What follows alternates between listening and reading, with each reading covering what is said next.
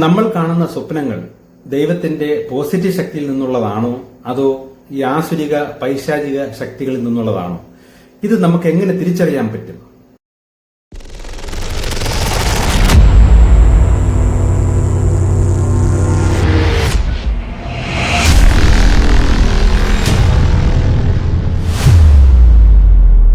നമസ്കാരം. പലരും സ്വപ്നങ്ങളെക്കുറിച്ച് എന്നോട് സംസാരിക്കുമ്പോൾ അവർ ആദ്യമേ പറയുന്നത്, ഞാൻ ഒരുപാട് നെഗറ്റീവ് സ്വപ്നങ്ങൾ കാണാറുണ്ട്, പിശാച് ഒരുപാട് സ്വപ്നങ്ങൾ കാണിച്ച് എന്നെ പേടിപ്പിക്കാറുണ്ട്, അപ്പൊ അതുകൊണ്ട് അങ്ങനത്തെ സ്വപ്നങ്ങളൊന്നും ഞാൻ പിന്നെ മൈൻഡ് ചെയ്യാറേയില്ല, കണ്ടാൽ തന്നെ ഞാനത് ചിന്തിക്കുക പോലും ചെയ്യൂല എന്നൊക്കെ പറഞ്ഞ് പലരും കാര്യങ്ങൾ പറയാറുണ്ട്.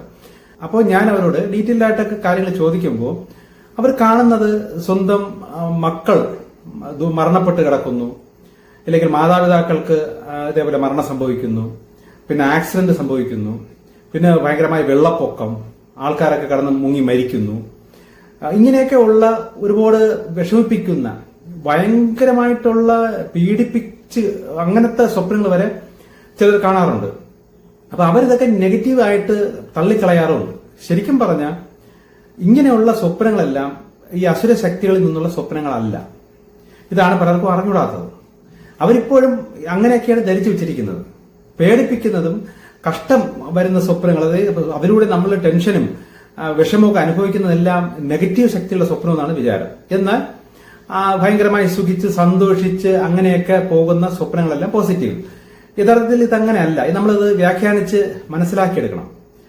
നമുക്ക് വരാൻ പോകുന്ന ചില അപകടങ്ങൾ, ചില ആപത്തുകൾ, ഇതെല്ലാം നമ്മുടെ നമ്മളിൽ നിൽക്കുന്ന നെഗറ്റിവിറ്റി അനുസരിച്ചാണ് നമുക്ക് ഭാവിയിലുള്ള ഈ നെഗറ്റീവ് സംഭവങ്ങൾ സംഭവിക്കാൻ പോകുന്നത്.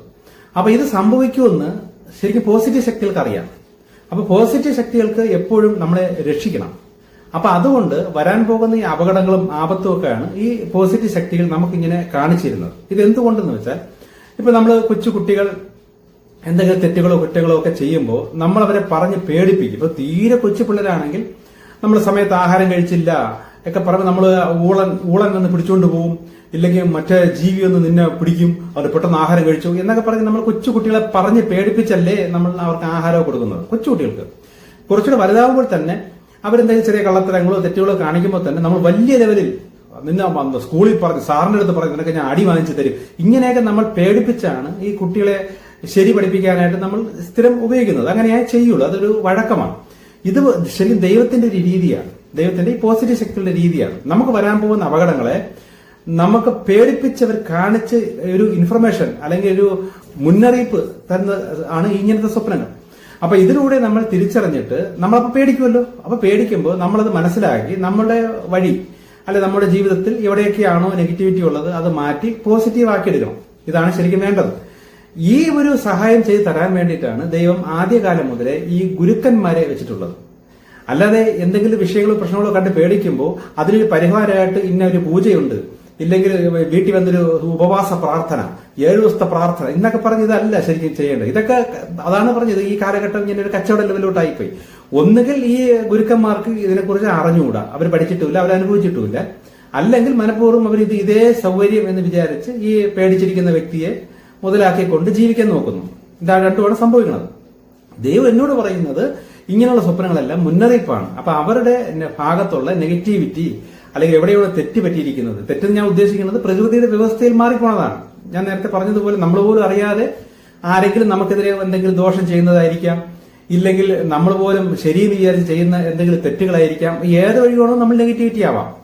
അപ്പൊ അത് കൂടി വരുമ്പോൾ മുന്നറിയിപ്പ് തരുന്നതാണ് ഇങ്ങനെയുള്ള പേടിപ്പിക്കുന്ന ചില സ്വപ്നങ്ങൾ. അപ്പൊ നമ്മൾ പെട്ടെന്ന് ഈ സ്വപ്നം കാണുമ്പോൾ തന്നെ ഉണർന്നിട്ട് ഇങ്ങനെയൊന്നും സംഭവിക്കരുതെന്ന് ആദ്യം പ്രാർത്ഥിച്ചിട്ട് എവിടെയാണോ നമുക്ക് പാകപ്പിഴ വന്നത് എന്ന് നമ്മൾ തിരിച്ചറിഞ്ഞ് അത് തിരുത്തി പിന്നെ ശരിക്കും ശക്തമായ രീതിയിൽ പ്രാർത്ഥനയൊക്കെ പ്രാർത്ഥിച്ച് ദൈവമായിട്ട് അടുത്താൽ ഇത് മാറിപ്പോ. മെയിനായിട്ട് ഇപ്പൊ നമ്മളൊരു മക്കൾക്ക് ഇപ്പൊ ഒരു അല്ലെങ്കിൽ വീട്ടിൽ വേണ്ടപ്പെട്ട ഒരാൾ മരിച്ചു പോകുന്നു എന്നൊക്കെ പറഞ്ഞ് സ്വപ്നം കാണിച്ചു തരുമ്പോൾ അതിന്റെ അർത്ഥം ആത്മീയ മരണം സംഭവിച്ചിട്ടുണ്ട്. അപ്പോ ഇങ്ങനെ പോയാൽ ഭൗതികമായ മരണവും സംഭവിക്കാം. ഈ ആത്മീയ മരണമാണ് ഫസ്റ്റ് സംഭവിക്കുന്നത്. നമുക്ക് എന്ത് ശരീരത്തിൽ എന്ത് രോഗമാണെങ്കിലും എന്ത് വന്നാലും ആദ്യം നമ്മൾ ബാധിക്കുന്നത് നമ്മുടെ ആത്മാവിനാണ്, അല്ലെ നമ്മളെ ഈ സൂക്ഷ്മ ശരീരം എന്ന് പറയും, അതിനാണ് ഈ ആദ്യം ബാധിക്കുന്നത്. ഇത് ബാധിച്ചതിന് ശേഷമേ ഭൗതികമായ നമ്മുടെ ശരീരത്തിൽ അതിന്റെ ലക്ഷണങ്ങൾ കാര്യങ്ങൾ പ്രകടമാവുള്ളൂ. ഇത് പ്രകൃതിയുടെ ഒരു വ്യവസ്ഥ. അപ്പൊ ഈ നമ്മുടെ ആത്മാവിന് ഇത് ബാധിച്ചിട്ടുണ്ട് എന്നതാണ് ആദ്യം നമുക്കൊരു മരണം ആയിട്ട് അല്ലെ മരിച്ചു കിടക്കുന്നു, ആൾക്കാരെ കൂടി നിൽക്കുന്നു പറഞ്ഞ് കാണിച്ചിരുന്നത്. പക്ഷെ നമ്മളത് കണ്ടിട്ട് ഇത് എന്തിനാണ് ദൈവം കാണിച്ചിരുന്നത്? ഇപ്പൊ ഒരു നമ്മുടെ സ്വന്തം മകനോ മകളോ അല്ല അച്ഛനോ അമ്മയോ മരിക്കണം എന്നതാണ് വിധിയെങ്കിൽ, ദൈവത്തിന്റെ പ്ലാൻ അതായത് പ്രകൃതിയുടെ ആ ഒരു വ്യവസ്ഥയിൽ ഇത് സമയത്ത് ഇങ്ങനെ ഒരു മരണം സംഭവിക്കണം എന്നതാണെങ്കിൽ നമുക്കിത് മുൻകൂട്ടി കാണിച്ചു തരേണ്ട ആവശ്യം വരുന്നില്ല. സമയത്ത് അതങ്ങ് സംഭവിച്ചാൽ പോരെ. അങ്ങനെ എന്തെല്ലാം സംഭവിക്കുന്നുണ്ട്. അപ്പൊ എന്തുകൊണ്ടാണ് നമുക്കിത് മുൻകൂട്ടി കാണിച്ചു തരുന്നത്?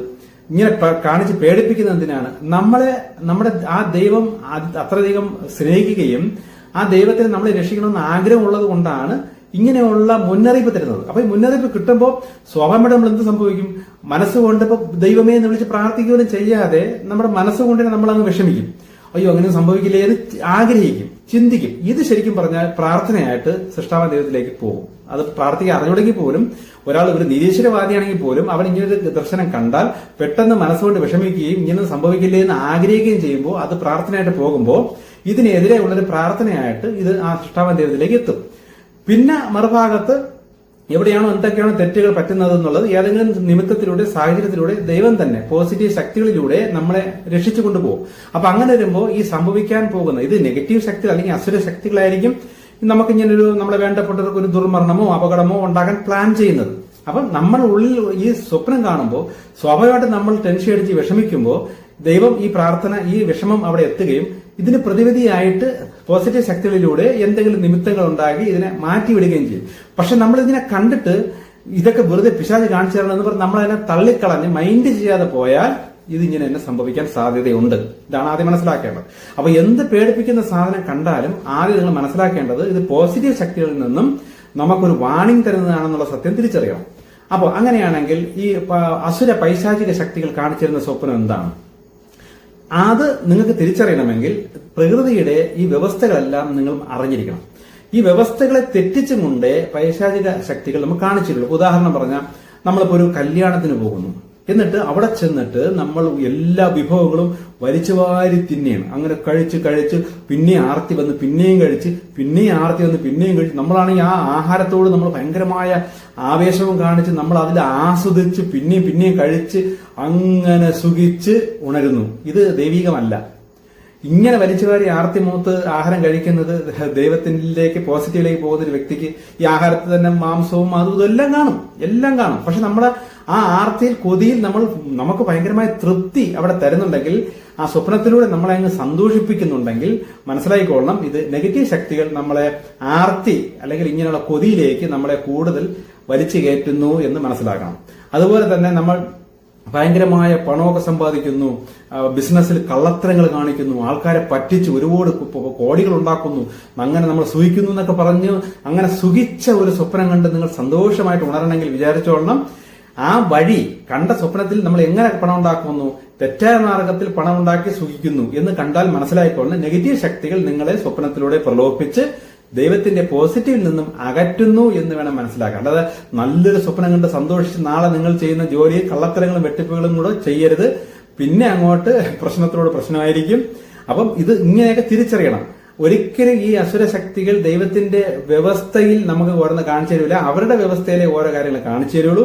അപ്പൊ വ്യവസ്ഥകളെല്ലാം മനസ്സിലാക്കി എന്റെ മെസ്സേജ് കേട്ടാലും മതി, ഇല്ലെങ്കിൽ ബൈബിളോ ഖുറാനോ ഭഗവത്ഗീതയോ ഒക്കെ വായിച്ച് മനസ്സിലാക്കിയാൽ തന്നെ നമുക്ക് ഏതാണ്ട് ഒരു ഐഡിയ കിട്ടും ഈ കാണിച്ചു തരുന്ന സാധനങ്ങൾ. പിന്നെ ഏതെങ്കിലും സെക്സ് പരമായിട്ട് ഏതെങ്കിലും ഒരു പെണ്ണുമായിട്ട് അല്ലെങ്കിൽ ഒരു ആണുമായിട്ട് നമ്മൾ ഭയങ്കരമായി സന്തോഷിച്ച് സുഖിച്ച് അതെല്ലാം നെഗറ്റീവ് ശക്തികളുടെ കൈ. നെഗറ്റീവ് ശക്തികൾ എപ്പോഴും നമുക്ക് കാണിച്ചു തരുന്ന ഒരിക്കലും നമ്മളെ പേടിപ്പിച്ച് കാണിച്ചു തരില്ല, എന്നാൽ പേടിപ്പിക്കും. നമ്മൾ ദൈവികമായി ഇത്തിരി ഉയർന്ന് അല്ലെങ്കിൽ പോസിറ്റീവ് മതി എന്ന രീതിയിൽ നമ്മൾ ദൃഢനിശ്ചയമെടുത്ത് നമ്മൾ ആത്മീയമായി നല്ല രീതിയിൽ വളർന്നു വരുമ്പോൾ ഈ നെഗറ്റീവ് ശക്തി അസുര ശക്തികൾ രൂപങ്ങളിൽ വന്ന് നമ്മളെ പേടിപ്പിക്കുകയും ശരീരത്തിലും ഉറങ്ങിക്കിടക്കുമ്പോൾ കട്ടിലിൽ നിന്ന് പൊക്കിയെടുത്ത് വലിച്ച് തറയിടൽ, മുടിയിൽ പിടിച്ച് വലിക്കൽ, കാലിൽ പിടിച്ച് വലിച്ച് നമ്മൾ അനുഭവിക്കും.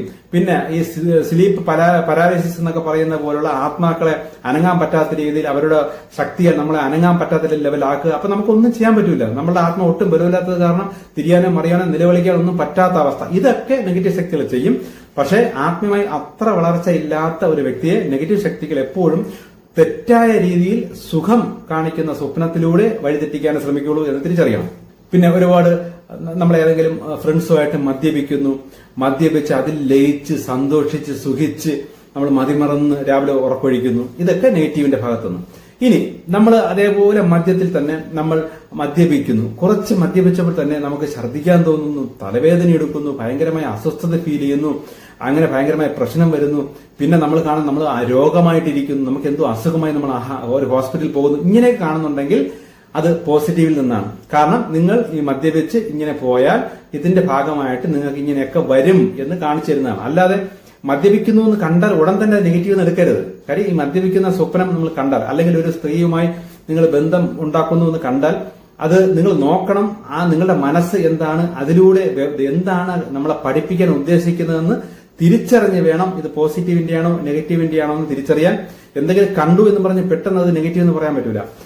അപ്പൊ നമ്മൾ ഈ കാണുന്ന കാര്യങ്ങളെല്ലാം നമ്മൾ ഈ നെഗറ്റീവ് എന്ന് നമ്മൾ ആദ്യം വിധി എഴുതി കളയരുത്. എല്ലാത്തിന്റെയും പിന്നിൽ ചില തത്വങ്ങളുണ്ട്. എന്താണ് ആ സ്വപ്നത്തിലൂടെ നമുക്ക് ഇങ്ങോട്ട് പഠിപ്പിക്കുന്നത്, അല്ലെങ്കിൽ നമുക്ക് പറഞ്ഞിരുന്നതെന്ന് തിരിച്ചറിഞ്ഞ് വേണം നമ്മൾ തള്ളിക്കളയാൻ. പിന്നെ ചില സ്വപ്നങ്ങൾ നമ്മൾ കാണുന്നത് നമ്മൾ പരിചയമുള്ള ഏതെങ്കിലും അമ്പലം അല്ലെങ്കിൽ ഏതെങ്കിലും പള്ളി, അറിയാലോ, ക്രിസ്ത്യൻ പള്ളികൾ.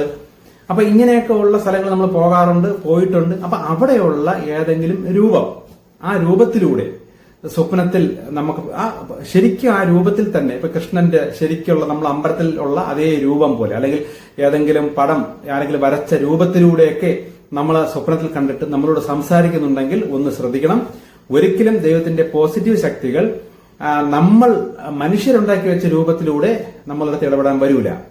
പക്ഷെ യഥാർത്ഥ രൂപത്തിലൂടെ നമ്മളോട് ഇടപെടാൻ വരും. ആ രൂപം ശരിക്കും നമുക്കേ തിരിച്ചറിയാൻ പറ്റുള്ളൂ. ആ ശരിക്കുള്ള രൂപം നമ്മുടെ ഒരു അമ്പലങ്ങളിലോ ഒന്നും കാണുകയില്ല. അതായത് ഇതൊന്നും നമ്മളൊന്നും കണ്ടിട്ടില്ലാത്ത രീതിയിലുള്ള ഒരു പുതിയൊരു രൂപം, ഒരു വെറൈറ്റി അല്ലെങ്കിൽ ഒരു വ്യത്യസ്തമായ ഒരു രൂപത്തിൽ നമ്മളോട് ഏതെങ്കിലും ശക്തികൾ സംസാരിക്കാനോ ഇടപെടാനോ വരുന്നുണ്ടെങ്കിൽ മനസ്സിലാക്കണം അത് പോസിറ്റീവ് ശക്തിയിൽ നിന്നാണ്. ഒരിക്കലും നമ്മൾ മനുഷ്യർ വരച്ചു വെച്ച പടങ്ങളിലൂടെയോ അല്ലെങ്കിൽ ഏതെങ്കിലും മനുഷ്യർ ഉണ്ടാക്കി വെച്ച പ്രതിമ അതേ രൂപത്തിലൊന്നും ഈ പോസിറ്റീവ് ശക്തികൾ നമ്മളോട് സംസാരിക്കില്ല. കാര്യം അവർക്ക് മനുഷ്യരുണ്ടാക്കിയ ഭാവന രൂപങ്ങളിലൂടെ ഒന്നും വന്ന് സംസാരിക്കേണ്ട ആവശ്യമില്ല. പക്ഷെ അതിന്റെ ഒറിജിനൽ ശക്തികൾ നമ്മളോട് സംസാരിക്കുമ്പോൾ അവർക്ക് നമ്മൾ ഇന്നുവരെ കണ്ടിട്ടില്ലാത്ത ഒരു പ്രത്യേക രീതിയിലായിരിക്കും അവരുടെ വരവ്. അത് അങ്ങനെ നമുക്ക് മാത്രമേ അത് മനസ്സിലാക്കാൻ പറ്റുള്ളൂ എന്ന് തിരിച്ചറിയണം. അങ്ങനെയുള്ള അനുഭവങ്ങൾ പലർക്കും വന്നിട്ടുണ്ട്, അവർ സംസാരിച്ചിട്ടുണ്ട്.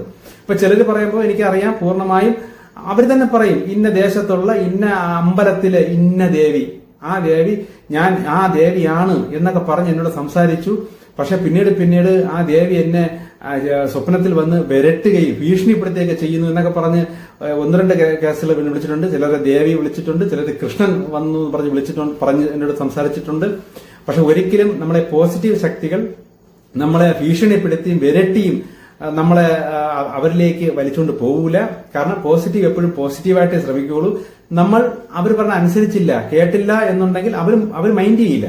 അത്രയേ ഉള്ളൂ. അവർ നമ്മളെ അകന്ന് മാറി നിൽക്കും. അല്ലാതെ എന്റെ അടുത്ത് ഒരാളെന്നെ വിളിച്ചിട്ട് അയാളോട് സംസാരിച്ചിരിക്കുന്ന ദേവി ഭയങ്കരമായ തെറി വന്ന് സ്വപ്നത്തിലൊക്കെ വന്ന് തെറി വിളിച്ച് ഭീഷണിപ്പെടുത്തു എന്നൊക്കെ പറഞ്ഞിട്ടുണ്ട്. ശരിക്കും അയാൾ പറഞ്ഞത് അങ്ങനെ കേട്ടപ്പോഴാണ് അയാൾക്ക് സംശയം വന്നത്. ഇത് ശരിക്കും പറഞ്ഞാൽ യഥാർത്ഥ ദേവി ആയിരിക്കില്ല, അതേ രൂപത്തിൽ ഏതോ പൈശാചിക ശക്തികൾ എന്നെ ട്രാപ്പ് ചെയ്യുന്നുവെന്ന് അയാൾക്ക് മനസ്സിലായെന്നും പറഞ്ഞ് അയാൾ എന്നെ വിളിച്ച് സംസാരിച്ചു. അയാളുടെ അനുഭവങ്ങൾ കുറെ എൻ്റെ അടുത്ത് പറഞ്ഞിട്ടുണ്ട്. അപ്പൊ ഇതേപോലുള്ള അനുഭവങ്ങൾ പലർക്കും വരാം. പക്ഷെ അപ്പോൾ ഞാൻ നേരത്തെ പറഞ്ഞതുപോലെ നമ്മൾ തന്നെ വിവേചിച്ച് മനസ്സിലാക്കിയെടുക്കണം. ഈ വിവേചനം വരാനും ഇതൊക്കെ തിരിച്ചറിയാനും വേണ്ടിയിട്ടാണ് ഞാൻ എന്റെ മെസ്സേജിലൂടെ ഈ അടിസ്ഥാന കാര്യങ്ങളെല്ലാം പറഞ്ഞു തന്നുകൊണ്ടിരിക്കുന്നത്. അപ്പൊ ഇതൊക്കെ മനസ്സിലാക്കി നിങ്ങൾ ഇതിനെ തിരിച്ചറിഞ്ഞ് പെരുമാറണം. അല്ലാതെ ഒരു രൂപത്തിലൊരു ശക്തി വന്ന് കണ്ടു എന്ന് പറഞ്ഞ് ഉടനെ അങ്ങ് താഴ്ന്ന് വീഴുന്ന തൊഴുത് പിറ്റേ ദിവസം മുതൽ അതേ രൂപത്തിന്റെ പറയലല്ല ആ അമ്പലത്തിൽ തന്നെ ഒരുപാട് പ്രാവശ്യം കൂടുതൽ പോവുകയൊക്കെ ചെയ്ത് ഭക്തി കൂടുകയൊക്കെ ചെയ്താൽ എനിക്കൊന്നും പറയാൻ കഴിയില്ല. നിങ്ങളുടെ അനുഭവത്തിൽ നിന്ന് നിങ്ങൾ അത് തിരിച്ചറിഞ്ഞ് മനസ്സിലാക്കിക്കൊള്ളണം അത് പോസിറ്റീവാണോ നെഗറ്റീവാണോ എന്ന്. പിന്നെ ചില വ്യക്തികളെ അവരുടേതായിട്ട് ട്രാപ്പ് ചെയ്ത് വെച്ചിട്ടുണ്ട്. അപ്പൊ അവർക്ക് ഈ വിധ ശക്തികൾ അതേ രൂപത്തിൽ വന്ന് വിരട്ടിയും ഭീഷണിപ്പെടുത്തിയൊക്കെ അവരെ വലിച്ചുകൊണ്ട് പോകും. അവർക്ക് അതായിരിക്കും ചിലപ്പോൾ താല്പര്യം. അപ്പം അങ്ങനെ ചിലർ എന്നെ വിളിച്ചിട്ടുണ്ട്, എന്നോട് ഇടപെടുന്ന ശക്തി ഇങ്ങനെയാണ്, പക്ഷെ എനിക്ക് സൃഷ്ടാവൻ ദൈവത്തിലോട്ട് പോകാൻ ആഗ്രഹം ഉണ്ടെങ്കിലും എനിക്ക് ഇതാണ് എന്റെ ദൈവം അല്ലെങ്കിൽ എന്റെ ദേവി അല്ലെങ്കിൽ എന്റെ ദേവൻ ഇതായിട്ട് ഞാനങ്ങ് തീരുമാനിച്ചു. കാരണം എനിക്ക് അങ്ങനെ മാറിപ്പോകാൻ പറ്റൂല, എനിക്കിത് മതി. സൃഷ്ടാവൻ ദൈവത്തിലോട്ട് ആഗ്രഹമുണ്ട്, പക്ഷെ എനിക്ക് ഇതേ പറ്റുന്നുള്ളൂ, എനിക്കിത് മതി എന്ന് പറയുന്ന ചിലർ ഉണ്ട്. അത് അവരുടെ തൃപ്തിയാണ്. ഞാൻ പറഞ്ഞു ഇതെല്ലാം ഓരോരുത്തരുടെ തൃപ്തിയാണ്. പക്ഷെ ആത്മീയമായിട്ട് ഇങ്ങനെയുള്ള കാര്യങ്ങളെല്ലാം പബ്ലിക്കായിട്ട് ദൈവം പറയുന്നത് ആവശ്യക്കാർക്ക് തിരഞ്ഞെടുത്ത് ഏറ്റവും ഹൈയിലോട്ട് പോകേണ്ടവർക്ക് അങ്ങനെ പോകാം. ഇങ്ങനെ ലോയിൽ ഇനിയുള്ള കാലഘട്ടത്ത് ഇപ്പൊ നിങ്ങൾക്ക് ആത്മീയമായിട്ട് കുറച്ച് സ്വപ്ന ദർശനങ്ങളും സ്വപ്നവും വ്യാഖ്യാനങ്ങളും അങ്ങനെയൊക്കെ നിങ്ങൾക്ക് തുടങ്ങിയിട്ടുണ്ടെങ്കിൽ തീർച്ചയായും ഇനി ഇങ്ങനെയുള്ള അസുര ശക്തികളെയൊക്കെ നിങ്ങൾ കണ്ടിരിക്കും. പൈശാചിക ശക്തികളൊക്കെ നിങ്ങൾ പല രൂപത്തിലൊക്കെ വന്നിരിക്കും. അവർക്കൊക്കെ വേണ്ടിയിട്ടാണ് ഞാൻ ഈ മെസ്സേജ് ഇപ്പോൾ തയ്യാറാക്കി പറഞ്ഞിരിക്കുന്നത്. നിങ്ങൾ സൂക്ഷിച്ചു കൊള്ളണം. ഈ അടിസ്ഥാന കാര്യങ്ങളൊക്കെ മനസ്സിലാക്കിയിരിക്കണം. ഇല്ലെങ്കിൽ തെറ്റിപ്പോകാൻ സാധ്യതയുണ്ട്. ഓക്കെ, ഇനി ചില കാര്യങ്ങളൊക്കെ അടുത്തത്.